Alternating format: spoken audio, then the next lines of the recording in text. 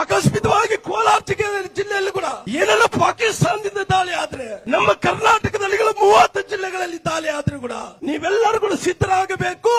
ಸೈನಿಕರು ಯಾವ ರೀತಿಯಲ್ಲಿ ಇರ್ತಾರೋ ಆ ರೀತಿಯಲ್ಲಿ ನಮ್ಮೆಲ್ಲ ಜನಾಂಗದವರು ಸಿದ್ಧ ಆಗಬೇಕು ಅಂತ ಹೇಳಿ ವಿನಂತಿಯನ್ನು ಮಾಡ್ಕೊಂತೀನಿ. ವಿನಂತಿ, ನಮ್ಮ ಸಿಂಧೂರನ್ನು ಕಸ್ಕೊಂಡಿರುವಂತಹ ಉಗ್ರಗಾಮಿಗಳಿಗೆ ಪಾಕಿಸ್ತಾನಕ್ಕೆ ತಕ್ಕ ಪಾಠವನ್ನು ಕಲಿಸಬೇಕೆಂದೇಳಿ ನಿನ್ನೆ ತಗೊಂಡಿದ್ದಂತಹ ತೀರ್ಮಾನದ ಪ್ರಕಾರ ಇವತ್ತು ನುಗ್ಗಿ ಹೊಡೆಯಂತ ಕೆಲಸ ಇವತ್ತು ನಮ್ಮ ಸರ್ಕಾರ ಮಾಡಿದೆ. ಇವತ್ತು ನಮ್ಮ ಸೈನಿಕರು ಮಾಡಿದ್ದಾರೆ. ಬಹುಶಃ ಅಮಿತ್ ಶಾ ಅವರು ಗೃಹ ಮಂತ್ರಿಗಳು ಹೇಳ್ತಾ ಇದ್ರು, ನಾವು ಪಾಕಿಸ್ತಾನದಲ್ಲಿದ್ದಂತಹ ಉಗ್ರಗಾಮಿಗಳನ್ನು ಖಂಡಿತವಾಗಿ ನುಗ್ಗಿ ಹುಡುಕಿ ಕೊಲ್ಲುತ್ತೇವೆ ಅನ್ನಂತ ಮಾತು ಗೃಹ ಮಂತ್ರಿಗಳು ಹೇಳಿದ್ರು. ದೇಶದ ಪ್ರಧಾನಮಂತ್ರಿಗಳಂತ ನರೇಂದ್ರ ಮೋದಿ ಜನ ಶಪಥವನ್ನು ಮಾಡಿದ್ರು. ನಮ್ಮ 27 ಮಂದಿ ಮಹಿಳೆಯರನ್ನ ಏನು ನಮ್ಮ ಸಿಂಧೂರವನ್ನ ಕಸ್ಕೊಂಡಿದಾರೋ ಆ ಪ್ರತಿ ಉತ್ತರವನ್ನು ಕೊಡ್ತೀವಿ, ಅವ್ರನ್ನ ಸೆತೆ ಬಡಿತೀವಿ, ಅವರು ಖಂಡಿತವಾಗಿ ಭೂಮಿ ಮೇಲೆ ಇರಲಾರ್ದಂತ ಮಾಡ್ತೀವಿ ಅಂತ ಹೇಳಿ ಶಪಥವನ್ನು ತೊಟ್ಟಿದ್ರು ಪ್ರಧಾನಮಂತ್ರಿಗಳು.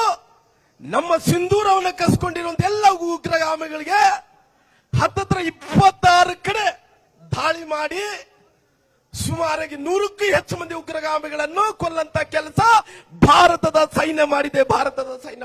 ಅದಕ್ಕೋಸ್ಕರವಾಗಿ ತಮ್ಮೆಲ್ಲರಿಗೂ ನಾನು ವಿನಂತಿಯನ್ನು ಮಾಡ್ತಾ ಇದ್ದೀನಿ. ಭಾರತ ಬಂದಂತ ಟೈಮಲ್ಲಿ ಉಗ್ರಗಾಮಿಗಳು ಯಾರನ್ನ ಕೇಳಿದ್ರ, ನೀನು ಯಾವ ಜಾತಿ, ನಿನ್ನ ಲಿಂಗಾಯತ, ನಿನ್ನ ಬ್ಯಾಡ್ರ, ನಿನ್ನ ಹರಿಜನ್ರ, ನಿನ್ನ ಗಿರಿಜನ್ರ, ಗೌಡ್ರ ಅಂತ ಕೇಳಿದ್ದು ಒಂದೇ ಒಂದು, ನಿನ್ನ ಹಿಂದೂ ಮುಸಲ್ಮಾನರು ಅಂತ ಕೇಳಿದ್ರು. ಒಂದು ಹಿಂದೂ ಮುಸಲ್ಮಾನರು ಅಂತ ಕೇಳಿದ್ರು. ಹಿಂದೂ ಆದ್ರೆ ಕೊಲ್ಲಿದ್ರು, ಮುಸಲ್ಮಾನರಂದ್ರೆ ಬಿಟ್ಕೊಟ್ರು.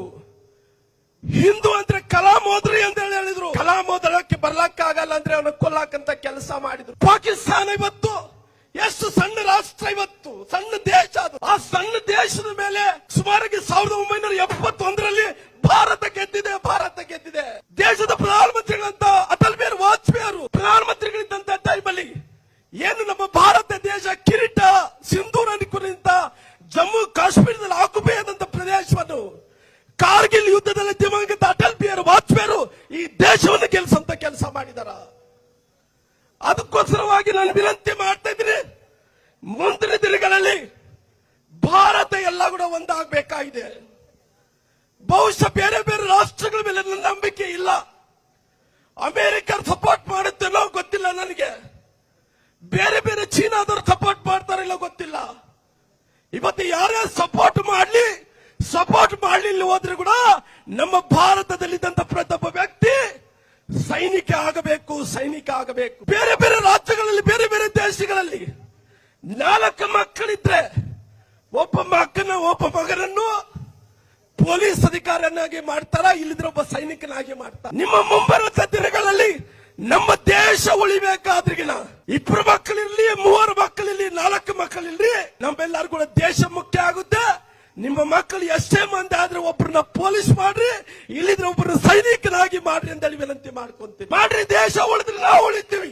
ದೇಶ ಉಳಿಲಿದ್ರೆ ನಾವು ಉಳಿಲಿಕ್ಕೆ ಸಾಧ್ಯನೇ ಇಲ್ಲ. ದೇಶವನ್ನು ಉಳಿಸೋ ಸಲುವಾಗಿ ದೇಶದ ಸೈನ್ಯ ಪ್ರಧಾನಮಂತ್ರಿಗಳು, ಗೃಹ ಮಂತ್ರಿಗಳು, ರಕ್ಷಣಾ ಮಂತ್ರಿಗಳು ಎಲ್ಲರೂ ಕೂಡ ಕೆಲಸ ಮಾಡ್ತಾ ಇದಾರ. ಅದಕ್ಕೋಸ್ಕರವಾಗಿ ಮುಂಬರುವ ದಿನಗಳಲ್ಲಿ ಇವತ್ತು ನಮ್ಮ ಕರ್ನಾಟಕದಲ್ಲಿ ಕೂಡ ಇಲ್ಲಿ ಕೂಡ ಸೈರನ್ ಆಗಬಹುದು ಅನ್ನಂತ ಸೂಕ್ಷ್ಮತೆಯನ್ನು ನಮಗೆ ಕೊಟ್ಟಾರ. ನಮ್ಮ ಬೆಂಗಳೂರು ಭಾಗದಲ್ಲಿ ಸುಮಾರು ಕರ್ನಾಟಕದಲ್ಲಿ ಹತ್ತತ್ರ 32 ಕಡೆ ಸೈರನ್ ಆಗಬಹುದು ಅಂತ ಹೇಳಿ ನಮಗೆ ಗೊತ್ತಿಲ್ಲ ನಾಳೆ ಏನಾಗುತ್ತೆ ಅಂತೇಳಿ. ನಿನ್ನೆ ರಾತ್ರಿ ಅಂತ ನಮ್ಮ ಸೈನ್ಯ ಪಡೆಯಲ್ಲ ನುಗ್ಗಿ ಪಾಕಿಸ್ತಾನದಲ್ಲಿ ಸುಮಾರಾಗಿ ಹತ್ತತ್ರ 26 ಕಡೆ ದಾಳಿ ಮಾಡಿ ಸುಮಾರಾಗಿ 100ಕ್ಕೂ ಹೆಚ್ಚು ಮಂದಿ ಉಗ್ರನ್ನ ಕೊಲ್ಯಾರ. ಅವರು ದುಶ್ಮನಿದಾರ, ಅವರು ಶತ್ರುಗಳಿದಾರ, ಅವರು ಯಾವ ಟೈಮಲ್ಲಿ ಏನ್ ಬೇಕಾದ್ರೂ ಕೂಡ ಮಾಡಬಹುದು. ಅದಕ್ಕೋಸ್ಕರವಾಗಿ ತಾವು ತಯಾರಾಗಿರ್ಬೇಕು. ಆಕಸ್ಮಿಕವಾಗಿ ಕೋಲಾರ ಜಿಲ್ಲೆಯಲ್ಲಿ ಕೂಡ ಏನೆಲ್ಲ ಪಾಕಿಸ್ತಾನದಿಂದ ದಾಳಿ ಆದ್ರೆ, ನಮ್ಮ ಕರ್ನಾಟಕದಲ್ಲಿ 30 ಜಿಲ್ಲೆಗಳಲ್ಲಿ ದಾಳಿ ಆದ್ರೂ ಕೂಡ ನೀವೆಲ್ಲರೂ ಕೂಡ ಸಿದ್ಧರಾಗಬೇಕು. ಸೈನಿಕರು ಯಾವ ರೀತಿಯಲ್ಲಿ ಇರ್ತಾರೋ ಆ ರೀತಿಯಲ್ಲಿ ನಮ್ಮೆಲ್ಲ ಜನಾಂಗದವರು ಸಿದ್ಧ ಆಗಬೇಕು ಅಂತ ಹೇಳಿ ವಿನಂತಿ ಮಾಡ್ಕೊಂತೀನಿ. ದೇಶಕ್ಕಿಂತ ಯಾವುದು ದೊಡ್ಡದಿಲ್ಲ. ಇವತ್ತು ವ್ಯಕ್ತಿ ಮುಖ್ಯ ಅಲ್ಲ, ಪಕ್ಷ ಮುಖ್ಯ ಅಲ್ಲ, ನಮ್ಮೆಲ್ಲರಿಗೆ ಮುಖ್ಯ ದೇಶ ಅನ್ನೋದು ಅರ್ಥ ಮಾಡ್ಕೋಬೇಕು. ದೇಶ ಉಳಿದ್ರೆ ನಾವೆಲ್ಲರೂ ಕೂಡ ಉಳಿತೀವಿ. ಅದಕ್ಕೋಸ್ಕರ ಪ್ರಧಾನಮಂತ್ರಿಗಳು ಏನೇನ್ ನಿರ್ಧಾರವನ್ನು ತಗೊಂಡ್ರೆ ಕೂಡ ನೀವೆಲ್ಲರೂ ಕೂಡ ಕೈ ಎತ್ತಿ ಹೇಳಬೇಕು. ಪ್ರಧಾನಮಂತ್ರಿಗಳು ಏನೇ ನಿರ್ಧಾರ ತಗೊಂಡ್ರೆ ಕೂಡ ಪ್ರಧಾನ ಮಂತ್ರಿಗಳ ಜೊತೆಲಿ ನಾವು ನಿಲ್ತಿಲ್ಲ ಅನ್ನೋರು ಎಲ್ಲರಿಗೂ ಕೈ ಎತ್ತೇಳ್ರಿ.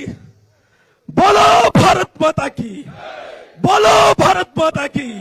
ನರೇಂದ್ರ ಮೋದಿಜಿ ಅವರಿಗೆ, ನರೇಂದ್ರ ಮೋದಿಜಿ ಅವರಿಗೆ, ನಮ್ಮ ವಿಜಯೇಂದ್ರ ಅವರಿಗೆ